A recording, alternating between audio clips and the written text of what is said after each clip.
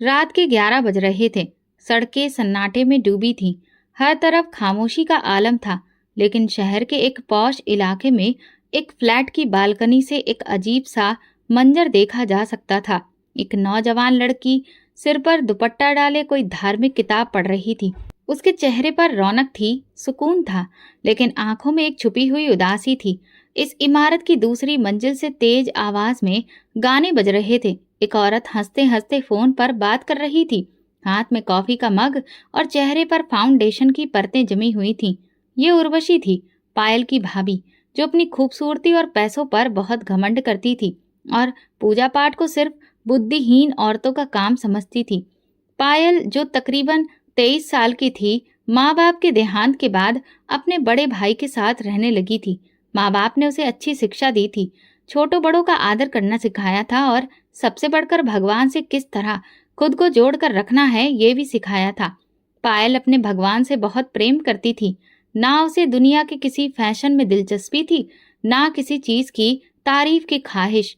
उसकी दुनिया दो ही चीजों पर टिकी थी, भगवान की पूजा पाठ और गीता, रामायण व वेदों का अध्ययन। लेकिन घर में उसकी दुनिया को समझने वाला कोई नहीं था। यार, कब तक ये इस तरह आंटी बनकर चुपचाप बैठी रहेगी? ना किसी से बात करती है, ना किसी प्रोग्राम में चलती है। उर्वशी ने फोन पर अपनी सहेली से शिकायत की। यही तो मुसीबत है। आदित्य रोज उसकी तारीफ करता है, कहता है मेरी बहन कितनी अच्छी है, सारी धार्मिक किताबें पढ़ती है और तुम सिर्फ गाने सुनती हो, छोटे छोटे कपड़े पहनती हो। उर्वशी की आवाज में जलन थी, जो जहर बनकर उसके लहजे से टपक रही थी। दूसरी तरफ आदित्य, पायल का भाई, दिन भर के काम से वापस घर आकर सुकून तलाश करता था, लेकिन जब भी घर आता अपनी पत्नी से पायल की तारीफ किए बिना नहीं रह पाता। उर्वशी, कभी पायल से कुछ सीखो, देखो उसके चेहरे पर कितनी रौनक है, नियम से पूजा पाठ करती है और कभी कभी अपनी जुबान से कोई भी खराब शब्द भी नहीं निकालती। ये शब्द उर्वशी के दिल में तीर बनकर लगते। एक दिन पायल रसोई में अपने व्रत के लिए खाना तैयार कर रही थी। नौ दुर्गा का समय चल रहा था। तभी उर्वशी रसोई में आई, हाथ में मोबाइल और चेहरे पर गुस्सा। तुमसे किसने कहा कि नौ दुर्गा के समय सब कुछ तुम ही तैयार करो? तुम कोई नौकरानी हो क्या? पायल ने नरमी से कहा, भाभी, मुझे ये सब करना अच्छा लगता है। अच्छा लगता है या फिर दिखावा करती हो ताकि मेरे पति को ये लगे कि तुम मुझसे बेहतर हो? पायल ने कभी नहीं सोचा था कि उसकी अच्छाई को इस तरह भी देखा जा सकता है। शाम की पूजा के बाद आदित्य खाने की मेज पर पायल की तारीफ करने लगा। वाह पायल, बहुत अच्छा खाना बनाया है, तुम्हारे हाथों में जादू है। उर्वशी ने मुस्कुराकर देखा, लेकिन उसके दिल में आग भड़क उठी थी। अंदर ही अंदर वो सोचने लगी, अगर मैंने कुछ नहीं किया तो ये लड़की मेरी जिंदगी तबाह कर देगी, मेरे पति का सारा ध्यान छीन लेगी, मेरी कोई अहमियत नहीं रह जाएगी। उस रात उर्वशी देर तक जागती रही। उसके मन में कई तरह की योजनाएं बनती रहीं। उसे अब पायल की सादगी से नफरत हो चुकी थी। उसे वो सब एक दिखावा लगने लगा था। अगली सुबह पायल हर रोज की तरह मंदिर के सामने बैठकर रामायण पढ़ रही थी। उसी वक्त आदित्य उठा और यह सब देखने लगा। कुछ पल वो दरवाजे पर खड़ा रहा, फिर धीरे से मुस्कुराया और मन ही मन कहा, भगवान तुम्हारा शुक्र है कि तुमने मुझे ऐसी बहन दी है। लेकिन वो नहीं जानता था कि उसी पल उसकी पत्नी दरवाजे के पीछे छिपी हुई ये सब देख रही थी और उसकी नजर में पायल का पूजा पाठ करना सिर्फ एक धोखा था। उसी दिन शाम को उर्वशी ने पहली बार अपने दिल की बात अपनी माँ को फोन पर बताई। माँ, मुझे लगता है आदित्य की बहन मेरे पति को मुझसे दूर कर रही है। वो हर बात में उसकी तारीफ करता है। मैं बहुत थक गई हूँ। काश आदित्य को उसकी सच्चाई दिखे, वरना मेरी शादी हाथ से निकल जाएगी। ये शब्द उर्वशी के लिए वो चाबी साबित हुए जो एक अंधेरे दरवाजे को खोलने वाली थी। रात का पिछला पहर था, मगर उर्वशी के मन में एक पल के लिए भी सुकून नहीं था। वो करवटें बदलती रही। उसके दिल में एक ही ख्याल था, अब पायल को सबकी नजरों से गिराना है, खासकर आदित्य की नजरों से। अगली सुबह उर्वशी ने रोज की तरह नाश्ता बनाया, लेकिन आज उसके रवैये में नरमी थी। उसने पायल से प्यार भरे लहजे में कहा, जिससे पायल थोड़ी हैरान हुई, मगर वो अपनी भाभी की बातों का बुरा नहीं मानती थी। पायल, छत पर जाकर कपड़े डाल दो, रस्सी पर धूप अच्छी निकली है, जल्दी सूख जाएंगे। उर्वशी ने धीरे से कहा। पायल मुस्कुराकर बोली, जी भाभी। मैं अभी डाल देती हूँ। वो धीमे कदमों से ऊपर गई, चेहरे को दुपट्टे से ढक लिया और कपड़े हाथ में लिए रस्सी पर लगाने लगी। हल्की हल्की हवा चल रही थी, आसमान पर हल्के बादल थे। वो अपनी धुन में मगन थी। नीचे उर्वशी की आंखों में अजीब सी चमक थी। उसने तुरंत मोबाइल उठाया और आदित्य को कॉल मिलाई।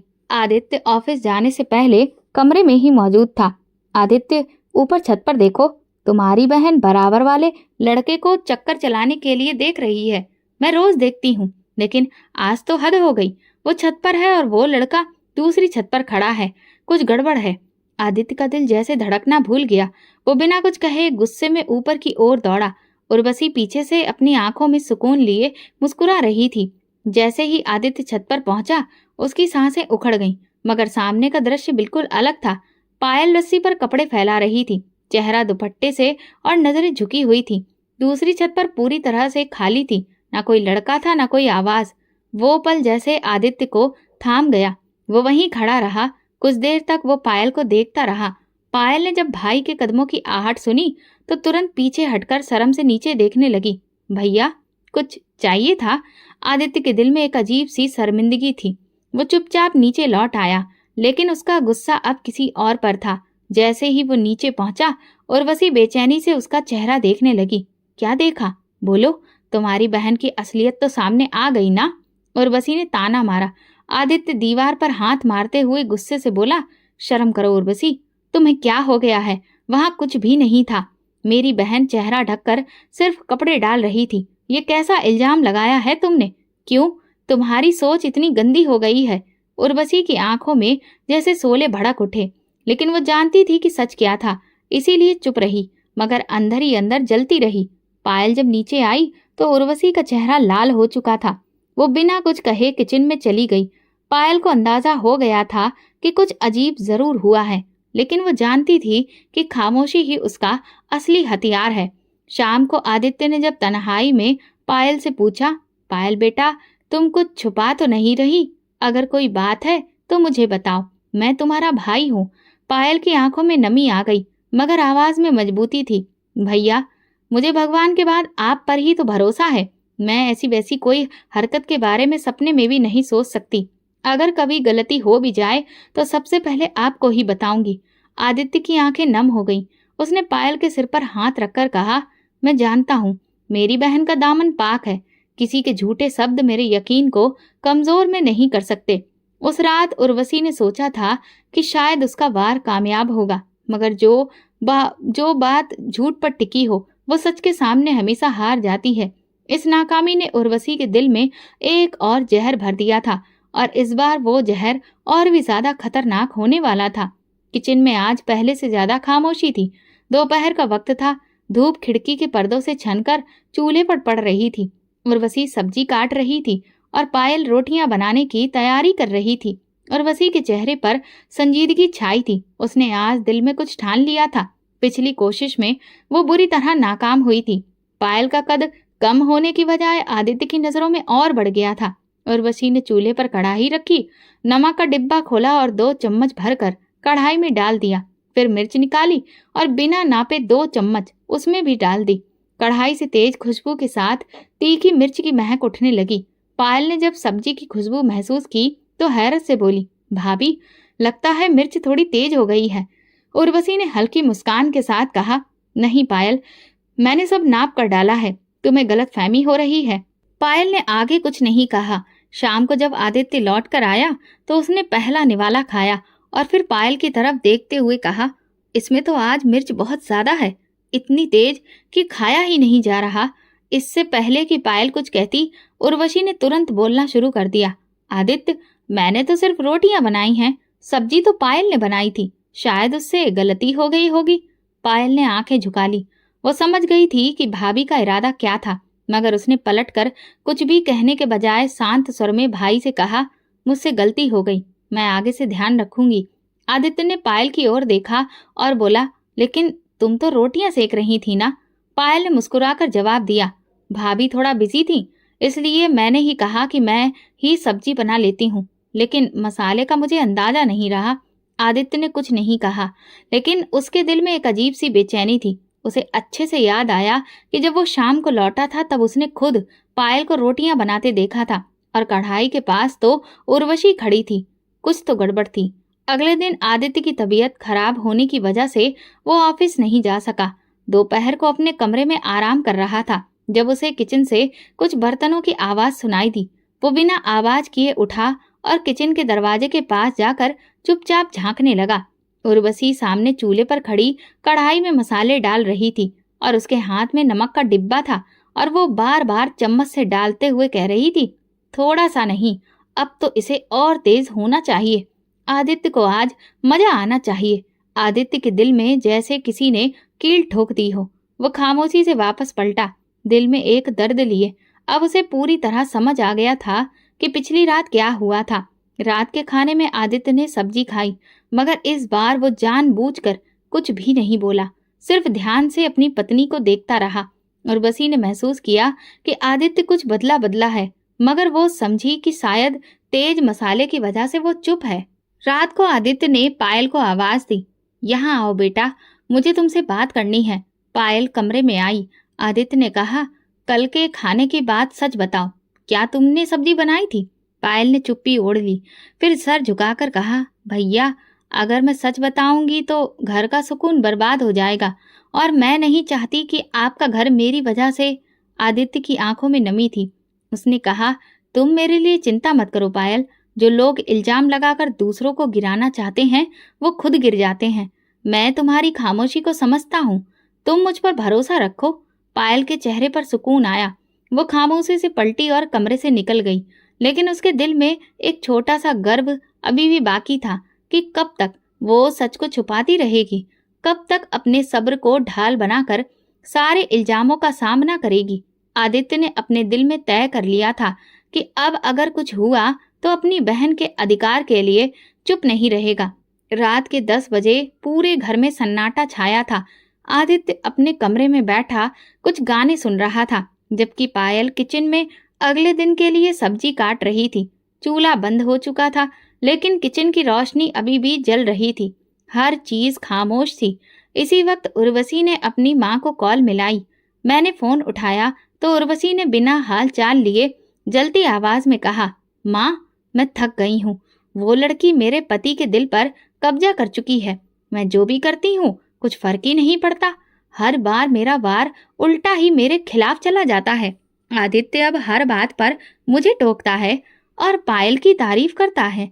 माँ की आवाज ठंडी और गुस्से से भरी थी, जैसे बरसों की नफरत का तजुर्बा उनके लहजे में उतर आया हो। तुम बहुत भोली हो और बहुत ही ज्यादा सीधी भी हो, इसीलिए तुम्हारे वार कामयाब नहीं हो रहे। अगर दुश्मन चालाक हो तो वार भी ऐसा होना चाहिए जिसे समझना भी मुश्किल हो। तुम ऐसा कदम उठाओ कि पायल के चरित्र पर ऐसा दाग लगे जो कभी धुल न सके। लेकिन माँ, कैसे? उर्वशी की आवाज में जलन छुपी ना रह सकी। ऐसा मौका बनाओ कि वो किसी लड़के के साथ अकेले कमरे में बंद हो, फिर आदित्य को आवाज देकर कहो, देखो तुम्हारी बहन क्या कर रही है। अगर एक बार तुम्हारा पति अपनी बहन को ऐसी हालत में देख ले तो वो कभी उस पर यकीन नहीं करेगा, चाहे वो कितनी ही अच्छी क्यों ना हो। ये बात सुनते ही उर्वशी के होठों पर एक खामोश मुस्कुराहट आ गई। वो एक लम्हे में समझ गई कि ये वही तीर है जो निशाने पर लगेगा। अगली सुबह घर में सब कुछ अपने रोजमर्रा के हिसाब से चल रहा था। पहले नाश्ता तैयार किया गया। आदित्य ऑफिस के लिए निकल गया। उर्वशी ने आज खास तौर पर अपने कजिन रोहित को फोन किया। वो लंबे कद का खुशमिजाज नौजवान था, जिसे उर्वशी की फैमिली में सब जानते थे। रोहित, आज दोपहर को घर आ जाना, एक छोटा सा काम है। पायल भी घर पर ही होगी। तुम बस इतना करना कि मेरे कहने पर कुछ देर मेरे कमरे में रुकना, बाकी सब मैं संभाल लूंगी। रोहित को किसी बात की परवाह नहीं थी। वो उर्वशी की बात पर तैयार हो गया। दोपहर का वक्त, सूरज सिर पर था। आदित्य ऑफिस में बिजी था, पायल किचन में। दरवाजे पर रोहित ने दस्तक दी। उर्वशी ने दरवाजा खोला, खामोशी से अंदर आने को कहा, फिर उसे अपने कमरे में ले गई। फिर वो पायल के पास आई और बड़ी ही नरमी से बोली, पायल, जरा मेरे कमरे में चाय ले आना। रोहित आया है, मैं जरा कपड़े तय कर लूं, तुम चाय लेकर आ जाना। पायल ने सिर हिलाया और किचन में चाय बनाने लगी। उसे अंदाजा नहीं था कि आज उसकी जिंदगी का एक नया अध्याय शुरू होने वाला है। चाय तैयार हुई। पायल ने ट्रे में कप रखे और बिस्किट रखे। दुपट्टा अच्छी तरह से ओढ़ा। फिर वो उर्वशी के कमरे की तरफ बढ़ी। जैसे ही दरवाजा खोला वो हैरान रह गई। कमरे में उर्वशी मौजूद नहीं थी, सिर्फ रोहित बैठा था, जैसे किसी बात का इंतजार कर रहा हो। पायल ने नजरें झुकाई और बस इतना कहा, चाय रख दी है। भाभी कहाँ है? अभी वो ट्रे रखी रही थी कि अचानक दरवाजा बाहर से बंद हो गया। वो चौंकी। उसने दरवाजे को झटका दिया, मगर वो बंद हो चुका था। वो समझ गई कि कुछ गड़बड़ हो गई है। इसी वक्त उर्वशी ने आदित्य को फोन किया। आदित्य, भगवान के लिए जल्दी घर आओ, तुम्हारी बहन का असली चेहरा तुम्हें दिखाना है। वो रोहित के साथ मेरे कमरे में बंद है। आदित्य के हाथ से फोन छूट गया। उसकी सांसें रुक गईं, जैसे शरीर का खून एक पल को जम गया हो। वो दौड़ता हुआ ऑफिस से निकला। घर पहुंचते ही सीधा उर्वशी के कमरे की तरफ गया। दरवाजा खोला तो सामने का मंजर दिल दहला देने वाला था। पायल दुपट्टे में लिपटी रोती हुई एक कोने में बैठी थी और रोहित हैरान डरा हुआ खड़ा था। पायल ने आदित्य को देखते ही उसके कदमों में गिरकर रोते हुए कहा, भैया मेरी बात तो सुनो, ये सब झूठ है। मैं तो सिर्फ चाय रखने आई थी, दरवाजा बाहर से बंद कर दिया गया। आदित्य की आंखों में गुस्से के साथ साथ बेयकीनी भी थी। उसकी नजर रोहित पर पड़ी, जो बौखलाहट में सिर्फ इतना बोला, मैं तो इसके ही बुलाने पर आया था। आदित्य ने एक पल के लिए पायल को देखा, फिर अपनी पत्नी की तरफ पलटा। उर्वशी दरवाजे के पीछे खड़ी तमाशा देख रही थी, मगर उसकी आंखों में वो यकीन नहीं था जिसकी वो चाहत रखती थी। पायल की हालत, उसकी आंखों के आंसू, उसकी कांपती आवाज, सब कुछ सच बयां कर रहे थे। मगर आदित्य का दिल टूट चुका था। वो खामोशी से पलटा, कमरे से निकल गया। पायल जमीन पर बैठी अपनी बेगुनाही के आंसू बहाती रही और उर्वशी सुकून में हो गई, मगर अंदर से खाली। अब वो किसी और तैयारी में व्यस्त हो गई। पायल के दिल में पहली बार ये एहसास हुआ कि शायद अब इस घर में रहना उसके लिए मुमकिन नहीं रहा। उसकी नम्रता, उसकी सच्चाई, उसका पर्दा, सब कुछ उसे मुश्किल में डाल चुका था, सिर्फ किसी की जलन की आग में। आदित्य के दिलो दिमाग में जंग छिड़ चुकी थी। एक तरफ पायल की मासूम आंखें थीं, जिनमें बहते आंसू उसकी बेगुनाही की गवाही दे रहे थे, और दूसरी तरफ उर्वशी की चालाकी, जिसमें गुस्से और यकीन का अजीब सा मेल था। सच और झूठ में फर्क करना मुश्किल हो रहा था। आंगन में खामोशी छा चुकी थी। पायल जमीन पर बैठी रो रही थी। आदित्य खड़ा उसे देख रहा था, जैसे किसी फैसले के दौराहे पर हो। उर्वशी दीवार के साथ टेक लगाए खड़ी थी, चेहरे पर तकलीफ का नाटक था। अचानक उर्वशी ने भारी आवाज में कहा, आदित्य, मैंने कभी पायल के खिलाफ कुछ नहीं कहा, हमेशा उसे बहन समझा, लेकिन आज जो हुआ वो मेरे लिए बर्दाश्त करना मुश्किल है। अगर अब भी चुप रही तो कल को तुम मुझ पर भी शक करोगे। आदित्य ने नजरें चुराकर पायल की तरफ देखा। क्या तुम वाकई इतनी गिर सकती हो पायल? क्या ये सब तुम्हारे वजूद का हिस्सा है? पायल की आंखों से आंसू का एक और कतरा निकला। भैया, भगवान के लिए मैंने कुछ नहीं किया, आपने खुद देखा था। मैं सिर्फ चाय लेकर गई थी, दरवाजा बाहर से बंद था। उसी वक्त उर्वशी का कजिन रोहित भी मैदान में कूद पड़ा। आदित्य भाई, मैं झूठ क्यों बोलूं? मुझे खुद पायल ने बुलाया था। उसने कहा था कि उर्वशी घर पर नहीं है, आकर मिल लो। मैं हैरान था, लेकिन सोचा शायद कोई जरूरी बात होगी, तो मुझे क्या पता था कि यहाँ पर ये सब तमाशा हो जाएगा। जिस जमीन पर उसके कदमों से निकल गई हो। तुम झूठ बोल रहे हो रोहित, तुम्हें तो भाभी ने बुलाया था, मैंने तो कभी तुमसे बात तक नहीं की। लेकिन आदित्य के चेहरे पर उलझन, गुस्सा, शर्मिंदगी की मिलीजुली रेखाएं दिख रही थी। बस, पायल ने जोर से कहा, मेरा सब कुछ खत्म हो चुका है। अगर तुम सच में सच्ची हो तो फिर तुम्हें किसी सफाई की जरूरत नहीं होनी चाहिए थी। मुझे तुम्हारी खामोशी पर हमेशा यकीन रहा, लेकिन अब हर चीज धुंधली हो गई है। पायल उठ खड़ी हुई, हाथ जोड़कर प्रार्थना की, भाई आप मुझ पर हाथ उठा लीजिए, मुझे कुछ भी कह लीजिए, लेकिन भगवान के लिए मुझे अपनी नजरों से ना गिराइए। मैं आपकी बहन हूँ, आपका खून हूँ, मैं आपके बारे में ये सब नहीं सोच सकती। आदित्य ने एक सर्द सांस ली और फिर दिल पर पत्थर रखकर वो बात कही जो पायल के दिल में खंजर बनकर घुस गई। इस घर से चली जाओ पायल, अभी इसी वक्त। उसकी सांसें जैसे रुक गईं। वो सुन नहीं पा रही थी, यकीन नहीं कर पा रही थी। भैया, बस इतना कह सकी, हाँ चली जाओ। अगर तुम सच्ची हो, भगवान तुम्हारे साथ होगा, लेकिन मैं अब और ज्यादा मुश्किलें बर्दाश्त नहीं कर सकता। उर्वशी ने जैसे दिल ही दिल में अपनी जीत का जश्न मनाया। उसकी आंखों में चमकते हुए और चेहरे पर सब्र दिख रहा था। पायल धीरे धीरे आंगन की तरफ बढ़ी। कदम जैसे जमीन से जुड़े थे। वो हर कोने को देख रही थी। वो दीवारें जिनके पास उसने माँ बाप के बाद अपने भाई को सर्वोच्च दर्जा दिया था। वो कमरा जहाँ उसने गीता, रामायण, न जाने कितनी धार्मिक किताबें पढ़ी थी, जो अभी तय करके कोने में रखी थी। वो दरवाजे तक पहुंची, अपना दुपट्टा ठीक किया, एक आखिरी नजर आदित्य पर डाली, जो दरवाजे के पीछे खड़ा पत्थर बना था। भगवान गवाह है, मैं बेगुनाह हूँ। अगर मैं झूठ बोल रही हूँ तो मेरी जिंदगी बर्बाद हो जाएगी, लेकिन अगर मैं सच्ची हूँ तो मेरा भगवान मुझे वो इज्जत देगा जो इस घर में छीन ली गई। उसके शब्द हवा में गूंजते रहे, लेकिन आदित्य ने दरवाजा खोल दिया और एक लम्हे में बंद कर दिया। पायल बाहर खड़ी थी, सर पर धूप, दिल पर भारी दुख और आंखों में वो उम्मीद जो सिर्फ एक भगवान से की जा सकती थी। उसने आसमान की तरफ देखा और वो प्रार्थना करती रही, अब तुम ही मेरे सहारा हो भगवान। जब सब छोड़ देते हैं तो तुम ही हाथ थाम लेते हो। मुझे थाम लो, मैं बहुत अकेली हूँ। और दरवाजे के अंदर ऐसा लग रहा था कि जैसे कोई ठहाके लगा रहा था। दरवाजे के बंद होते ही पायल की आत्मा पर जैसे कोई पत्थर गिर पड़ा। वो ताकत इकट्ठा करके खड़ी रही, लेकिन उसे लग रहा था कि जैसे उसके शरीर में जान नहीं रही हो। पीछे से दरवाजे की कुंडी घूमने की आवाज आई और फिर अंदर से हल्की गूंज उठी, जैसे उसके जख्मों पर नमक छिड़क गया हो। कुछ लम्हे बाद दरवाजा एक बार फिर खुला। उर्वशी गुस्से से बाहर निकली और पायल के बालों को जोर से पकड़कर सीढ़ियों की ओर घसीटा। अभी तक दरवाजे पर कड़ी है, कहा ना कि निकल जा।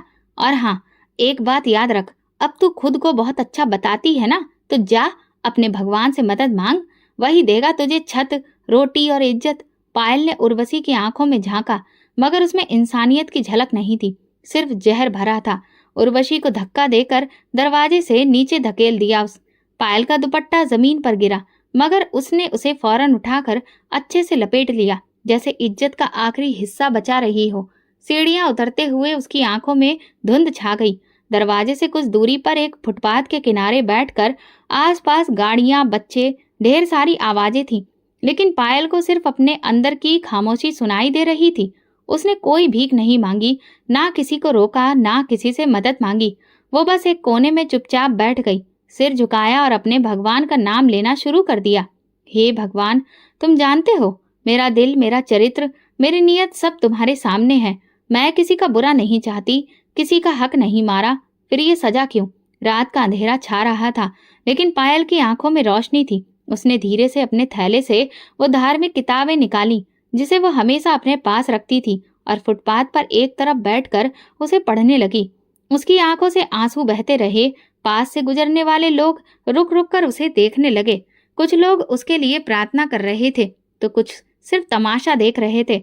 लेकिन एक बूढ़ी औरत पास आकर एक थैली में रोटी और सब्जी रखी और धीरे से बोली, बेटी, मुझे नहीं पता तुम पर क्या बीती है, लेकिन तुम जैसी बेटियों को भगवान कभी अकेला नहीं छोड़ता। ये लो, कुछ खा लो। पहले नजर उठी और नरम लहजे में कहा, मैं भीख मांगने वालों में से नहीं हूँ। बस जो कुछ आपने दिल से दिया है, भगवान उसी में मुझे शांति देगा। बूढ़ी औरत ने आंखों से उसे आशीर्वाद दिया और आगे बढ़ गई। इसके बाद कई लोग वहां रुकने लगे।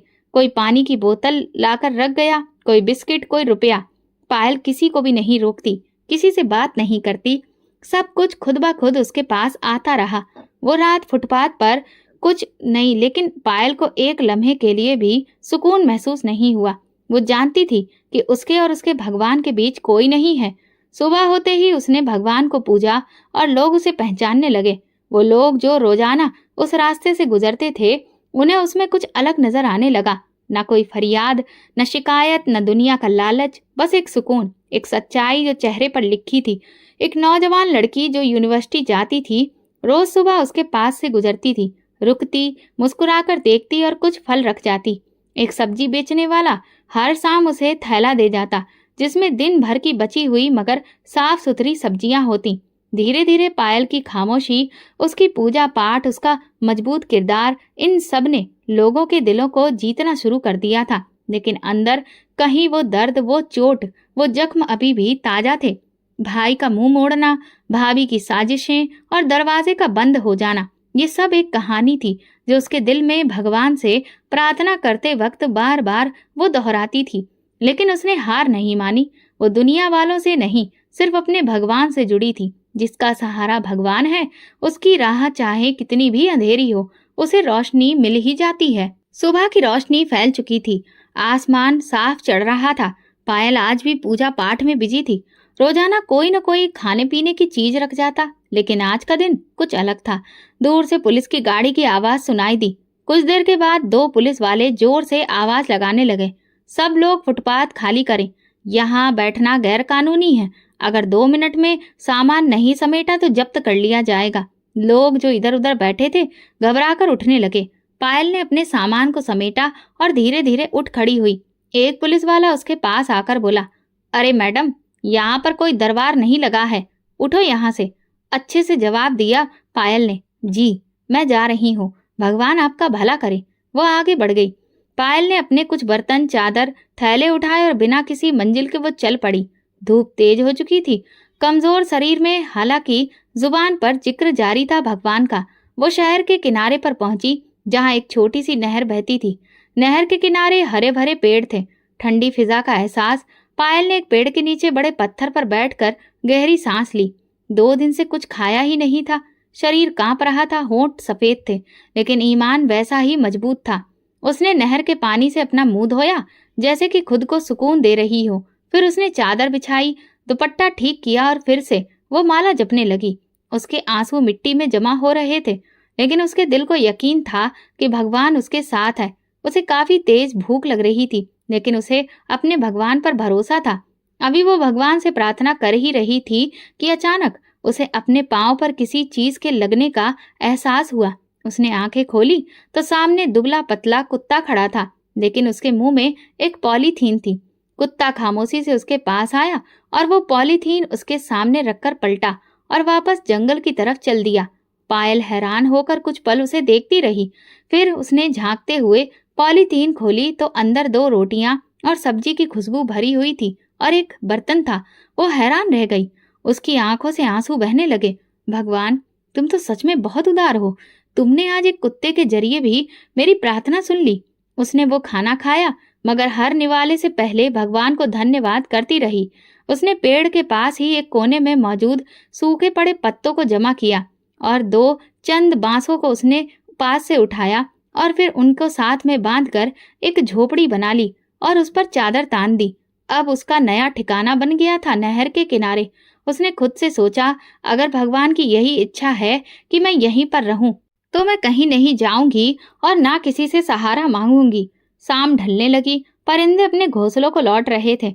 नहर की सतह पर सूरज की किरणें झिलमिल हो रही थीं और उन किरणों के दरमियान एक सादी सी लड़की झोपड़ी के साए में बैठी अभी भी गीता पढ़ रही थी कि उसी वक्त उसे पास में एक औरत की चीखें सुनाई दी। पायल ने नजर उठाई तो सामने एक औरत खड़ी थी।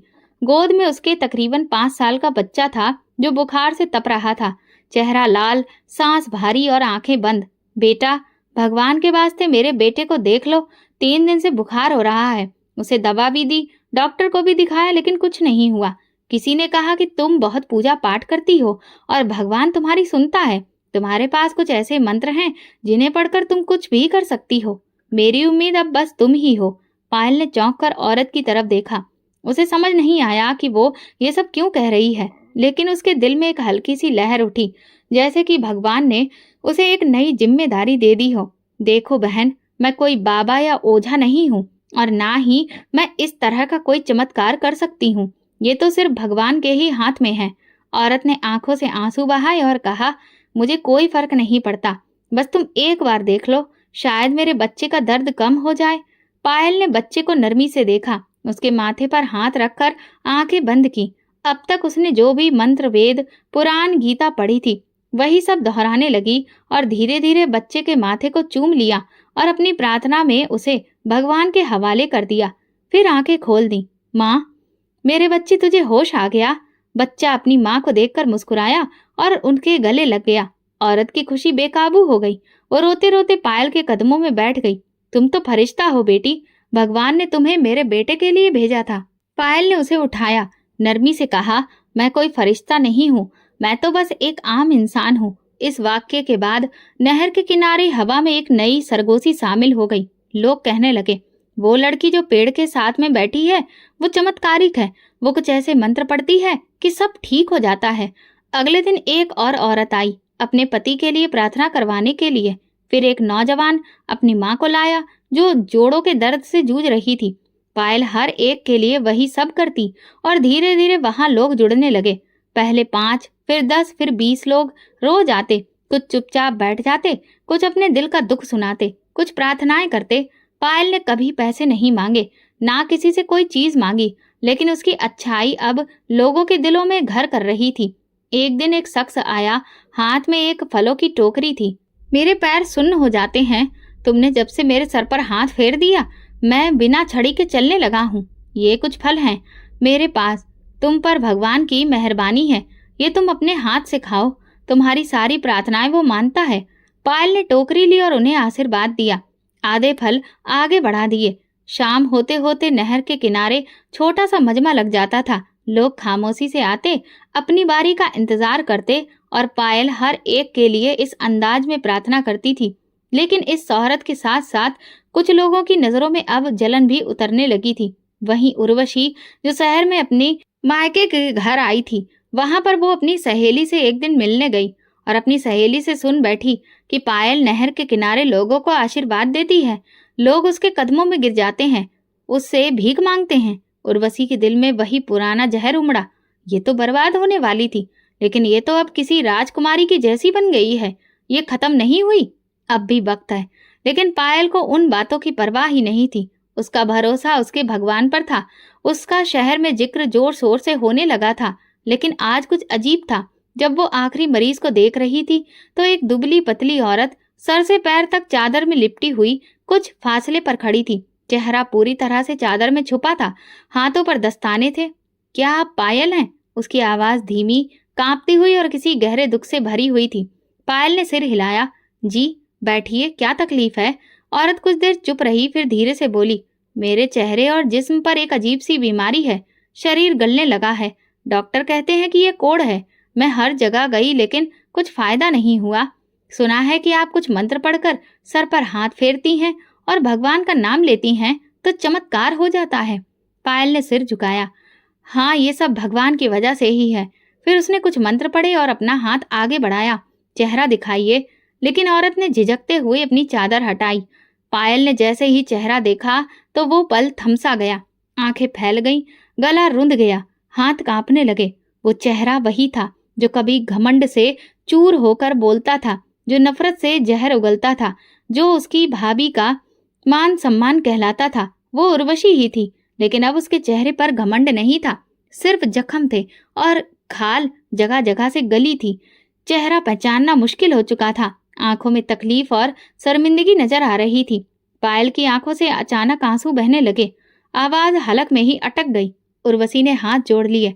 आवाज में शर्मिंदगी थी। हाँ पायल, मैं हूँ तुम्हारी जालिम भाभी, जिसने तुम्हें घर से निकाला, तुम पर झूठे इल्जाम लगाए, तुम्हें दर बदर भटकने के लिए फेंक दिया।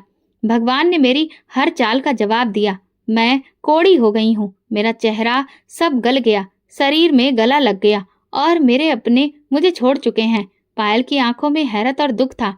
वो सोच भी नहीं सकती थी कि जो औरत कल उसे गालियां देकर घर से निकाल रही थी, आज उसी के कदमों में बैठी है। उर्वशी रोने लगी। पायल, भगवान के वास्ते मुझे माफ कर दो। मैंने तुम पर बहुत जुल्म किया, तुम्हें तुम्हारे भाई से दूर किया, तुम्हारे चरित्र पर उंगली उठाई। तुम चुप रही, सब्र करती रही और मैं समझती रही कि मैं जीत रही हूँ। लेकिन आज मेरा शरीर बोल रहा है। भगवान ने मुझे मेरे जुल्म की सजा दे दी। पायल ने आंखें बंद कर ली। दिल जैसे किसी कर्ज में डूबा हुआ था। फिर उसने धीरे से कहा, मैंने आपको कभी अपना दुश्मन नहीं समझा भाभी। आपके हर इल्जाम के बाद मैंने भगवान से प्रार्थना की कि वो आपको बुद्धि और सब्र दे। वो आगे बढ़ी। उसने उर्वशी के चेहरे पर हाथ रखा और फिर से कुछ मंत्र पढ़े। हे भगवान, अगर तुमने कभी भी मुझे सच्चा जाना हो तो तुम इस औरत को माफ कर दो। वो गुनाह कर चुकी है, मगर तुम बहुत दिलदार हो। उर्वशी रोते हुए उसके कदमों में गिर गई। मुझे अब घर की नहीं, तुम्हारे दिल की इजाजत चाहिए। मुझे माफ कर दो पायल। पायल ने उसे उठाया, सीने से लगाया। माफी मेरे बस में नहीं, वो तो भगवान के हाथ में है। मगर मैं दिल से तुम्हारे लिए प्रार्थना करती हूँ कि तुम्हें सुकून मिले। वो दिन सबके लिए सबक बन गया। वहां मौजूद हर शख्स की आंखें नम थीं। कोड़े की मार खाई हुई एक औरत जो कभी गुरूर में आसमान छूने वाली थी, आज जमीन पर सर झुकाकर पड़ी थी, भगवान से माफी मांग रही थी। पायल जो कि बेसहारा थी, आज उसका दामन इतना भरा था कि वो लोगों को माँ की दुआएं न जाने क्या क्या बांट रही थी। ऐसी मूरत बन चुकी थी जो सिर्फ उसे दिल से निकलती थी, जो सब्र की भट्टी में जलकर कुंदन बन गई हो। सूरत अपनी रोशनी बिखेर रही थी। पायल रोजाना के मुताबिक अपनी पूजा पाठ में लगी थी। झोपड़ी के पास में कुछ लोग खामोशी से बैठे थे और अपने इंतजार में थे। उर्वशी अभी तक वहीं बैठी थी, सर झुकाकर नम आंखों से पायल को देख रही थी। उसके दिल में पछतावे की आग बुझने का नाम नहीं ले रही थी। जिसे उसने बेकार समझा, आज वही उसके लिए मुक्ति का रास्ता बन चुकी थी। उर्वशी ने फिर से कहा, मैं तुम्हें बेइज्जत कर चुकी थी, लेकिन देखो आज मेरा क्या हाल हुआ। पायल ने कहा, इज्जत और बेइज्जती ये तो सिर्फ भगवान के हाथ में है। ये सुनते ही उर्वशी फूट फूट कर रोने लगी। उर्वशी बोली, पायल मैं तुमसे एक प्रार्थना करना चाहती हूँ। वापस चलो हमारे घर, वही घर जो तुम्हारा था, जिसे तुमने छोड़ा नहीं बल्कि तुमसे छीन लिया गया था। तुम्हारा भाई तुम्हें ढूंढता रहा, अब तुम्हारे बिना उसकी जिंदगी बेरंग हो चुकी है। मेरी माँ भी पछतावे में है और मैं तुम्हारे बिना एक पल भी जी नहीं पाती। पायल की आंखों में नमी उभरी, मगर उसने सिर हिलाकर नरमी से इनकार किया। भाभी, घर की दीवारें तो वापस जोड़ी जा सकती हैं, मगर जो भरोसा टूटा है, जो रिश्ता टूटा है, वो दिल में चुभता रहेगा। मेरे लिए वही जगह घर है जहाँ मेरा भगवान और मेरा सुकून है। मैंने वो मुकाम पा लिया है जहाँ दिल और जमीर दोनों निश्चिंत हैं। अब मैं उस घर की तरफ नहीं जा सकती जहाँ कभी मेरा भरोसा बिखेर दिया गया था। उर्वशी ने फिर से रिक्वेस्ट की, तो क्या तुम हमेशा यहीं रहोगी, ऐसी झोपड़ी में? पायल ने मुस्कुराकर कहा, अगर भगवान की मर्जी इसी में है तो हाँ, लेकिन मेरा भगवान जानता है कि वो कब और कहाँ मेरी तकदीर लिख चुका है। मुझे उस पर यकीन है, उसके फैसलों पर मैं तैयार हूँ। उसी वक्त एक बहुत बड़े मंदिर के पुरोहित इस सब के गवाह बन चुके थे। वो पास आए और उन्होंने उर्वशी से नरमी से कहा, बेटा, कभी कभी भगवान का फैसला इंसानों के फैसलों से बहुत बेहतर होता है। पायल अब सिर्फ तुम्हारी नंद नहीं, वो भगवान का एक करिश्मा बन चुकी है, उनकी इच्छा का एक जरिया बन चुकी है। हम सब इसकी प्रार्थनाओं के मोहताज हो चुके हैं और उसके लिए एक ऐसा रिश्ता आया है जो उसकी इज्जत को और बढ़ा देगा। उर्वशी हैरान होकर बोली, रिश्ता? पुरोहित जी ने कहा, हाँ, एक बहुत ही अच्छे और ऊंचे धार्मिक परिवार ने हमसे संपर्क किया। वो पायल की शख्सियत से बहुत प्रभावित हैं। उन्होंने कहा, अगर पायल राजी हो तो वो पूरी इज्जत के साथ उसे अपनाना चाहते हैं, न सिर्फ पत्नी के तौर पर बल्कि एक अच्छी हमसफर के तौर पर भी। पायल ने कुछ लम्हे खामोशी से सुने, फिर धीरे से कहा, अगर मेरे भगवान मुझे ये मुकाम दे रहे हैं तो मैं उनके इस फैसले पर भी राजी हूँ। मुझे इज्जत के साथ नई जिंदगी मिलेगी तो मैं इनकार नहीं करूंगी। और फिर इसके बाद उसकी शादी बहुत ही सादगी भरे तरीके से हो गई। शादी के बाद उसने सुकून से भगवान से प्रार्थना की, जिसने मुझे गुमनामी में भी इज्जत दी, बेघर होने पर भी सहारा दिया, मुझे बेइज्जत करने वालों के सामने भी ऊंचे कद का बनाकर रखा है। भगवान, मैं तुम्हारा जितना शुक्रिया अदा करूं वो सब कम है। तुमने ये साबित कर दिया है कि तुम्हारे भक्तों के लिए तुम्हारा दरवाजा हमेशा खुला है। उस वक्त लोगों की आंखों में आंसू थे और एक ही बात थी, ये वही पायल है जिसे लोगों ने दुत्कार दिया था, लेकिन भगवान ने उसका हाथ थामा। जिस परिवार ने उसका रिश्ता जोड़ लिया था, वो परिवार बहुत धार्मिक था, पूजा पाठ में सबसे आगे, और उन्हें पायल के लोगों के भलाई करने से भी कोई भी परेशानी नहीं थी। अब वो हजारों दिलों की उम्मीद और प्रार्थना बन चुकी थी। फिर एक दिन एक नौजवान लड़के ने उससे पूछा, पायल दीदी, आप इतने सब्र से कैसे जी पाई? लोगों ने तो आपको अकेला कर दिया था। पायल ने मुस्कुराकर कहा, तुम बस भगवान पर भरोसा रखो, वो तुम्हें कभी भी जमीन में गिरने नहीं देगा। जहाँ तुम्हारा सब साथ छोड़ देंगे, बस वहीं पर उसका भरोसा ही तुम्हारी असली ताकत बनेगा। और यही भगवान की इच्छा है और इसी में तुम्हारी असली कामयाबी है। तो दोस्तों, अगर आपको हमारी कहानी पसंद आई हो तो कमेंट करके ज़रूर बताएं।